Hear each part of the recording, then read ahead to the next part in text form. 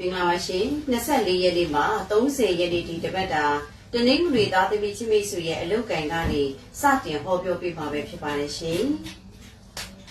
တနင်္ဂနွေသားသမီးချင်းမိတ်ဆွေများအလုပ်နဲ့ပတ်သက်ပြီးတော့လုပ်ငန်းလေးတွေပေါ်စီမေရောင်းဝယ်တွေအရန်ကောင်းတွေအလုပ်လုပ်တဲ့အခါမိမိကိုယ်တိုင်ကယုံကြည်မှုအပြည့်အဝရှိပြီးတော့မှလောက်ကံခဲ့တယ်ဆိုရင်ဒီတစ်ပတ်တာမှာအလုပ်နဲ့ပတ်သက်ပြီးတော့အခွင့်အလမ်းကောင်းတွေရရှိစေပြီးအလုပ်ကံအားတွေကောင်းစေတယ်အလုပ်နဲ့ပတ်သက်ပြီးတော့စိတ်ချမ်းသာကြည်တူရမယ်တစ်ပတ်တာလို့တွေ့ရပါတယ်တန်မိုးကြီးသောပစ္စည်းများအလိမ်ခံတပါးတွေဂရုစိုက်ပါတော့မိတ်ဆွေပေါင်းတဲ့ပတ်သက်ပြီးတော့ကြောက်ချတာမျိုးတွေပြောဆိုခံရတဲ့ဒါလေးကိုသတိထားပေးပါအိမ်နဲ့ပတ်သက်တဲ့ကိစ္စစီစဉ်တဲ့အရာလေးအစီအပြင်ပေးနောက်အိမ်ရောင်းဝယ်ကြိုးပြီးပေးအိမ်နဲ့ပတ်သက်ပြီးတော့ဒီစာချုပ်ချုပ်ဆိုတဲ့ကိစ္စလေးတွေမှာလက်မှတ်ထိုးတဲ့အခါလဲအစီအပြင်ချုံးဝေစေတယ်ဒါလေးတွေ့ရပါတယ်ဆွေမျိုးသားချင်းစီမှာမမျှော်လင့်တဲ့အကူအညီထောက်ပံ့ကောင်းတွေရဖို့ရှိနေပါတယ်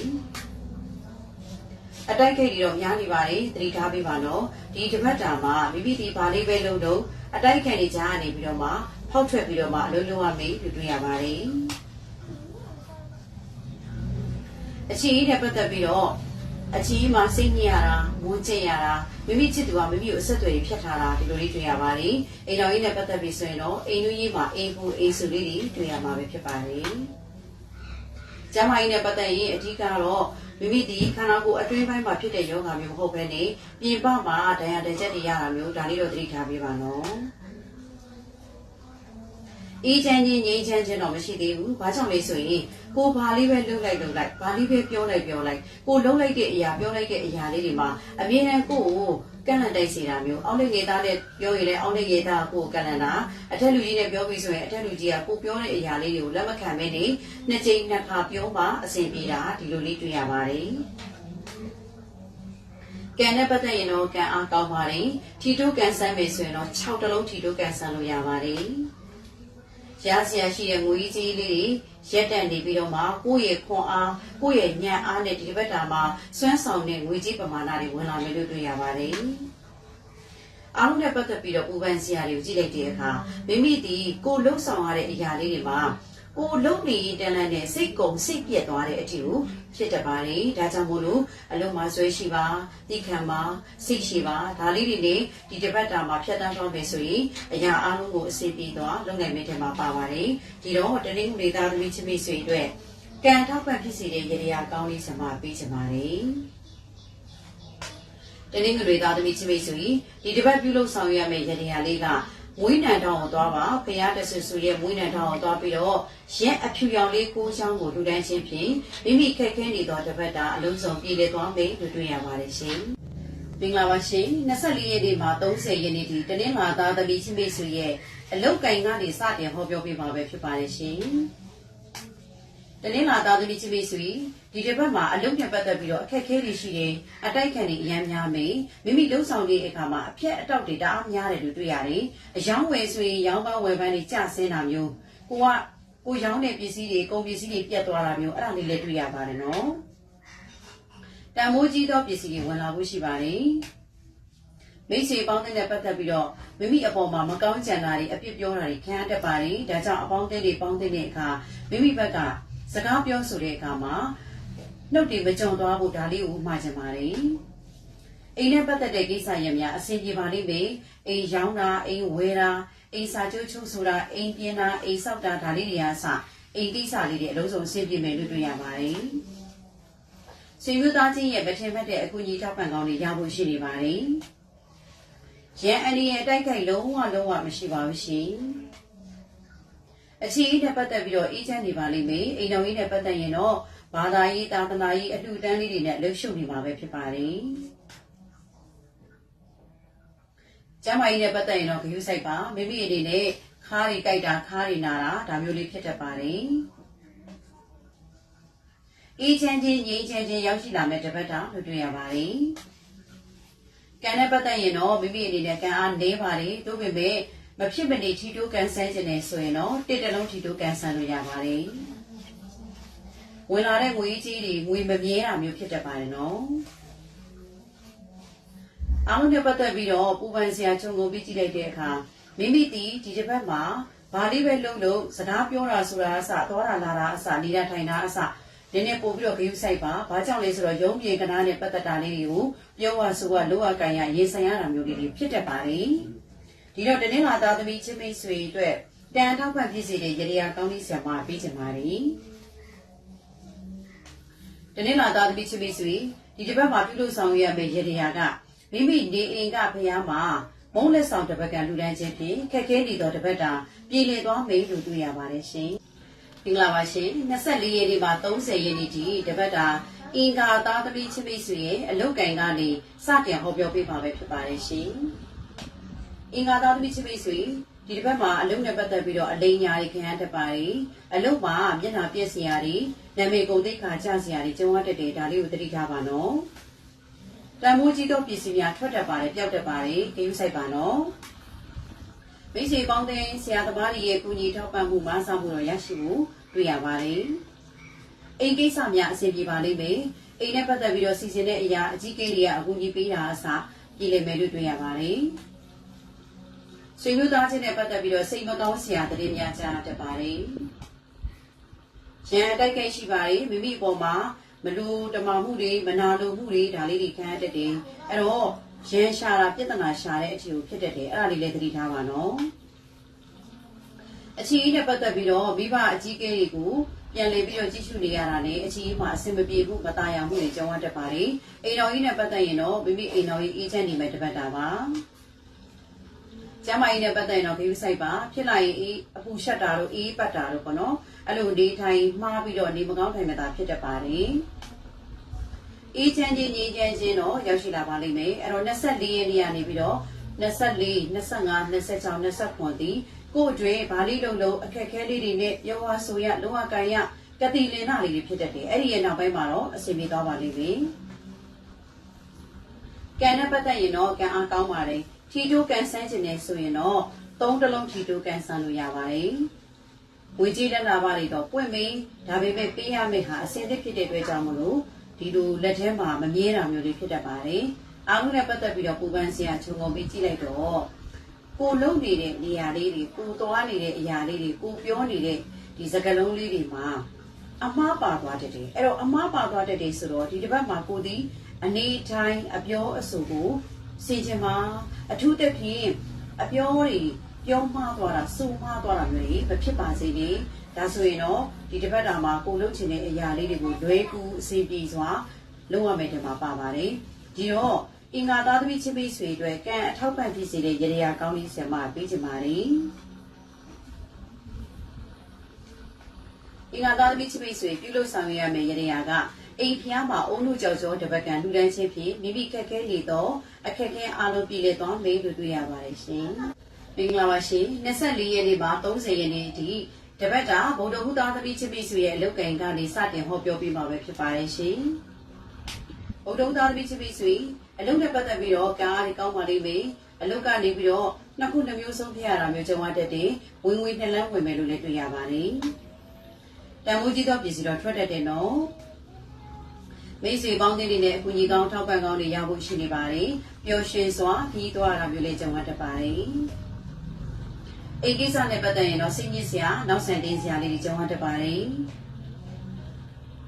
်ဆွေမျိုးသားချင်းနဲ့ပတ်သက်ပြီးတော့မိမိကိုမကူညီတဲ့အပြင်အဖြစ်ပြောတာမျိုးတွေခံရတတ်တယ်ဒါကြောင့်ပြီးစိုက်ပါနော်ရန်အနေနဲ့တိုက်ခိုက်ရှိပါတယ်တတိထားပါမိမိအနေနဲ့ကိုကလေတခုခုလောက်တော့မယ်ဆိုရင်ကိုလုံနေတဲ့အရာတွေကိုအတိုက်ခိုက်တွေအများများတာအဲ့လိုအခက်ခဲတွေကြားနေကိုဖောက်ထွက်ရတာဒီလိုလေးကြုံရတတ်ပါတယ်အချီးနဲ့ပတ်သက်ပြီးတော့အချီးမှာအဆင်မပြေမှုတွေကြုံရမယ်အိမ်တော်ကြီးနဲ့ပတ်သက်ရင်မိမိအိမ်တော်ဘက်အပေါ်မှာစိတ်တိုင်းမကြမှုတစ်ခုပြီးတစ်ခုဖြစ်ပေါ်တတ်ပါတယ်ကျမ်းမာရေးနဲ့ပတ်သက်ရင်တော့ဆိုးချိုးလုံးဝမရှိပါဘူးရှင်အေးချမ်းမှုရေးချမ်းမှုတော့မတွေ့ရသေးဘူးဘာကြောင့်လဲဆိုတော့ကိုကအလုပ်လုပ်နေရတဲ့အခါမှာအရာအလုံးကိုတွတ်တွတ်လက်လက်နဲ့ဖြတ်ခနဲ့ပေါ်ဆက်ခနဲ့လို့ပေါ့နော်ဒီလိုအလုပ်ကလေးတွေကိုတောင်းလျှောက်လုပ်နေရတာဖြစ်တဲ့အတွက်ကြောင့်မို့လို့မိမိအနေနဲ့မအေးချမ်းသေးဘူးတွေ့ရပါတယ်ကံနဲ့ပတ်သက်တော့အားနေပါတယ်သူပင်ပင်ထီတူးကန်ဆန်းခြင်းနဲ့ဆိုရင်တော့3ညတလုံးထီတူးကန်ဆန်းလို့ရပါတယ်ဝင်လာတဲ့ငွေကြီးတွေအဖက်မတင်တာမမြဲတာမျိုးတွေဖြစ်တတ်ပါတယ်အားလုံးကိုပူပန်မှုတွေကြုံပြီးကြည့်လိုက်တဲ့အခါအကြီးကဲအတွက်ပူပန်ရမယ်လို့တွေ့ရပါတယ်ဒီတော့ ဗုဒ္ဓဦးသားသမီးချစ်မိတ်ဆွေတွေကံထောက်ပံ့ဖြစ်စီတဲ့ရေရာကောင်းလေးဆရာမပေးချင်ပါလေဗုဒ္ဓဦးသားသမီးချစ်မိတ်ဆွေပြုလုပ်ဆောင်ရမယ့်ရေရာကငါးလေးတွေလွှတ်ပေးပါအဲ့တော့ဘယ်နှကောင်ပဲဖြစ်ဖြစ်မိမိစိတ်ထဲမှာကိုငါးလွှတ်ချင်တယ်ငါးကောင်လွှတ်ချင်တယ်ကိုးကောင်လွှတ်ချင်တယ်ကိုလွှတ်ချင်တဲ့စိတ်ဆန္ဒရှိတဲ့အတိုင်းကိုငါးလွှတ်ခြင်းကုသိုလ်ယူခြင်းဖြင့်မိမိခက်ခဲနေသောတပတ်တာပြည်လဲသွားမယ်လို့တွေ့ရပါတယ်ရှင်မင်္ဂလာပါရှင်24ရက်နေ့မှာ30ရက်နေ့ထိတပတ်တာကြာတော်ပရိသတ်သမီးချင်းမိတ်ဆွေရဲ့အလုပ်ကံကနေစတင်ဟောပြောပေးမှာပဲဖြစ်ပါတယ်ရှင်ကြာတော်ပရိသတ်သမီးချင်းမိတ်ဆွေအလုပ်မှာအတိတ်ခံများသလောက်မိမိကအရန်အောင်မြင်နေမယ်လို့တွေ့ရပါတယ်တန်မိုးကြီးသောပစ္စည်းများဝင်လာမှာပဲဖြစ်ပါတယ်မိတ်ဆွေအပေါင်းတဲ့ပတ်သက်ရင်တော့လုံးဝမယုံကြည်ရပါဘူးအိမ်နဲ့ပတ်သက်ပြီးတော့စိတ်ပြပါတာတွေညားနေရပါလိမ့်မယ်ဆွေမျိုးသားချင်းနဲ့ပတ်သက်ရင်သတင်းကောင်းတွေကြားမှာပဲဖြစ်ပါတယ်ရန်အနေရရှိပါတယ်သတိထားပါနော်အခြေအနေနဲ့ပတ်သက်ပြီးတော့လုံးဝစိတ်တိုင်းမကြဘူးအိမ်တော်ကြီးနဲ့ပတ်သက်ရင်တော့အေးချမ်းသာယာနေမယ်တပတ်တာပါကျမကြီးနဲ့ပတ်သက်ရင်စိုးချုံလုံးဝမရှိပါဘူးရှင်အေးချမ်းချင်းငြိမ်းချမ်းချင်းရောက်ရှိလာပြီးတော့ကံအားတွေပွင့်လာမယ်တပတ်တာလို့တွေ့ရပါတယ်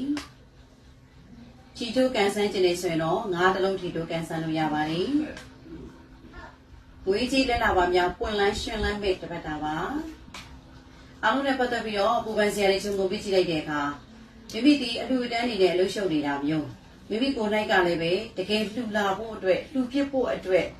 လှူမယ်ဆိုတဲ့ဆန္ဒကြီးကြီးမားမားဖြစ်သွားတာမျိုးအဲ့တော့မမျော်လင့်ပဲနဲ့လည်းပဲဒီအလှူဖြစ်သွားတယ်အဲ့ဒီလိုလေးတွေ့ရပါတယ်အဲ့တော့ကောင်းသောအလှူတို့လည်းမြင်ပါတယ်ဒီဘက်တာမှာကြာလာပြီးသားသမီးချင်းမိတ်ဆွေအတွက်ကံအထောက်ပံ့ဖြစ်စေတဲ့ရေရာကောင်းလေးဆရာမပေးချင်ပါတယ်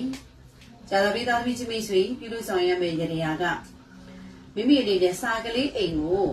အစဉ်ပြေတဲ့နေရာလေးမှာချိတ်ဆွဲပြီးတော့ထူထမ်းခြင်းဖြင့်ခက်ခဲနေတဲ့တစ်ပတ်တာအလုံးစုံပြင်လည်သွားမယ်လို့တွေ့ရပါတယ်ရှင်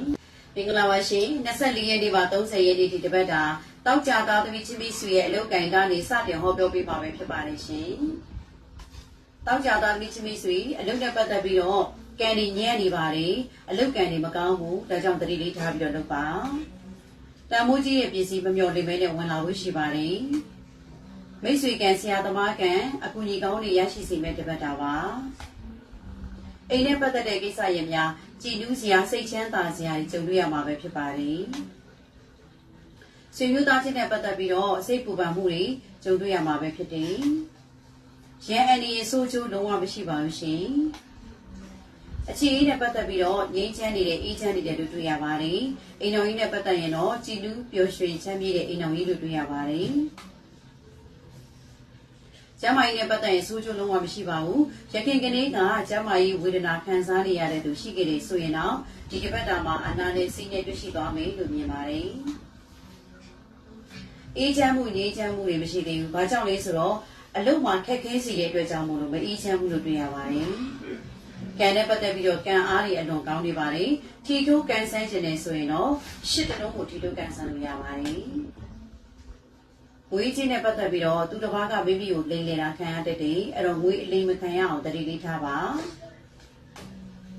အားလုံးနဲ့ပတ်သက်ပြီးတော့ပူပန်စရာတွေချုံကိုပေးကြည့်လိုက်တဲ့အခါမိမိဒီအမြဲတမ်းသူတစ်ပါးအပေါ်မှာလူလေးလေးမရှိဘူးကောင်းပေးတယ်နောက်ဘာလေးပဲဖြစ်ဖြစ်စိတ်ဆန္ဒကလည်းသူများအပေါ်မှာအလိုလိုက်တဲ့အချင်းရှိတယ်အဲ့လိုတွေအလိုလိုက်ပေးပြီးတော့ကောင်းပေးနေပါလေရဲ့လေကိုယ်မကောင်းမြင်တာလေးခံရတတ်ပါလေဒီတော့တောက်ကြသားသမီးချင်းမိတ်ဆွေတွေ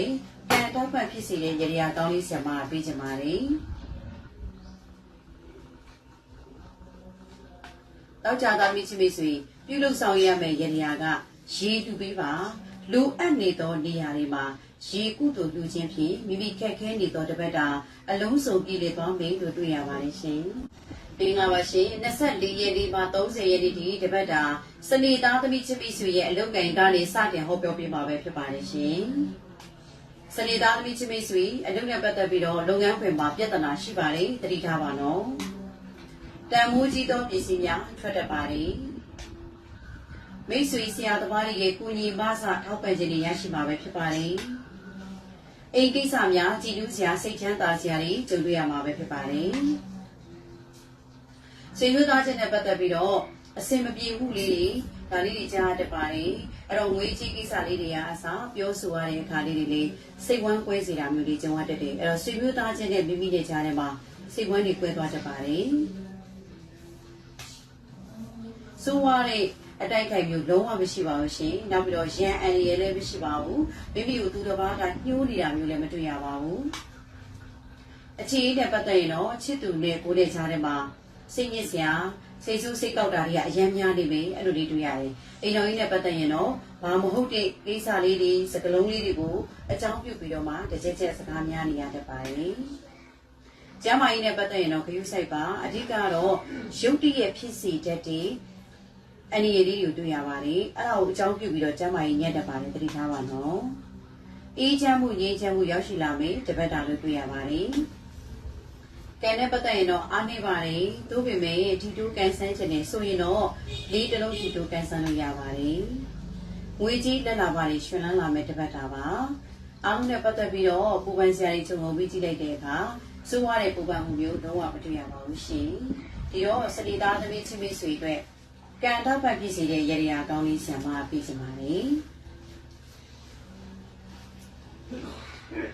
စလီသားသမီးချင်းမိတ်ဆွေပြုလို့ဆောင်ရွက်ရမယ့်ရရလေးကတန်ဃာတော်ဘုံဘုံတစ်ပါးကိုမိမိကြိုက်နှစ်သက်ရာဟင်းလျာကိုကြာကြာနာနာ